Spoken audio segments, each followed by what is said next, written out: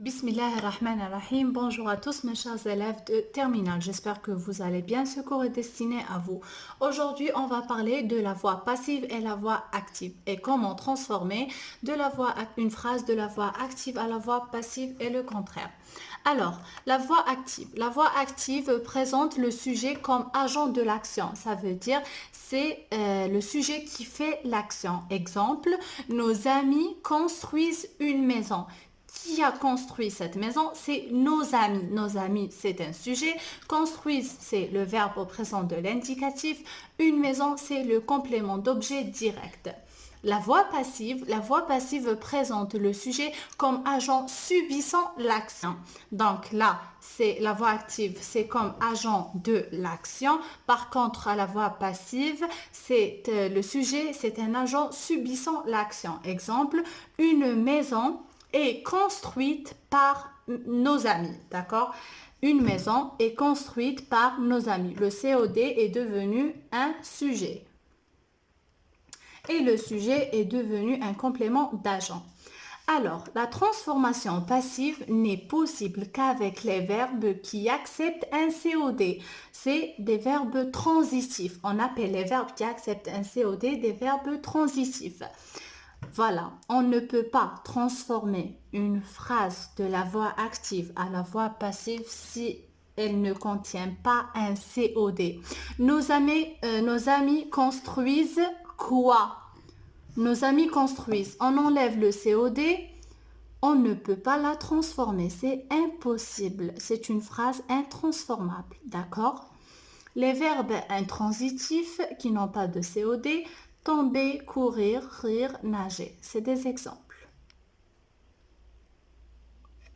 Alors, pour conjuguer un verbe à la voix passive, c'est très simple, d'accord? Vous suivez avec moi. L'auxiliaire être qui se conjugue selon le mode et le temps de la voix active, plus le participe passé du verbe qui indique l'action. Il faut apprendre et comprendre bien sûr. Alors, j'ai la voix active, j'ai la voix passive. Pour transformer une phrase de la voix active à la voix passive, j'ai besoin. Si le verbe à la voix active est au présent de l'indicatif, à la voix passive, l'auxiliaire être sera au présent de l'indicatif. C'est très simple. Je vais suivre le verbe. À la voix active, il est au présent. L'auxiliaire être est au présent. À la voix passive. Si le verbe à la voix active est à l'imparfait, donc à la voix passive, c'est l'auxiliaire être qui va se conjuguer à l'imparfait. Si le verbe à la voix active est au futur simple, c'est l'auxiliaire être qui sera conjugué au futur simple à la voix passive. Si le verbe est au passé composé à la voix active, à la voix passive, c'est l'auxiliaire être qui sera conjugué au passé composé.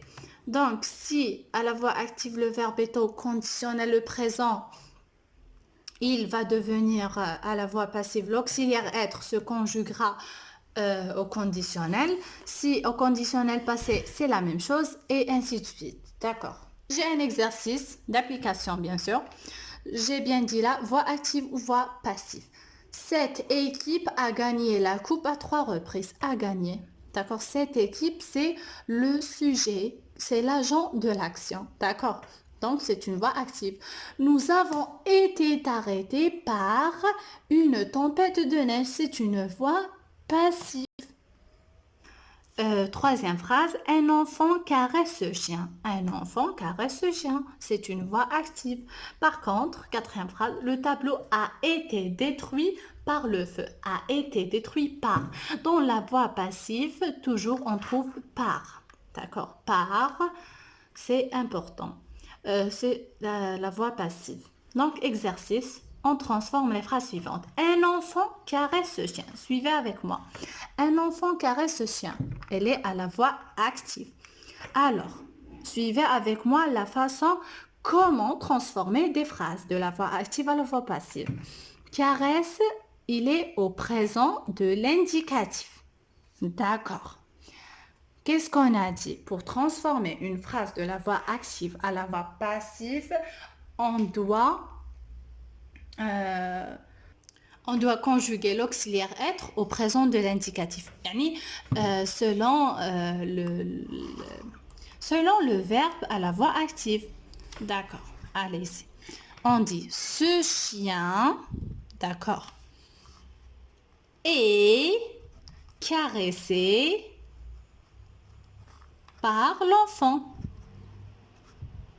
D'accord, alors j'ai conjugué l'auxiliaire être au présent de l'indicatif. Pourquoi? Parce que le verbe à la voix active, il est au présent de l'indicatif, plus le participe passé du verbe.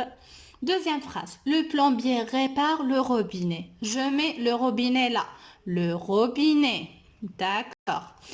Mon verbe, il est au présent de l'indicatif, d'accord?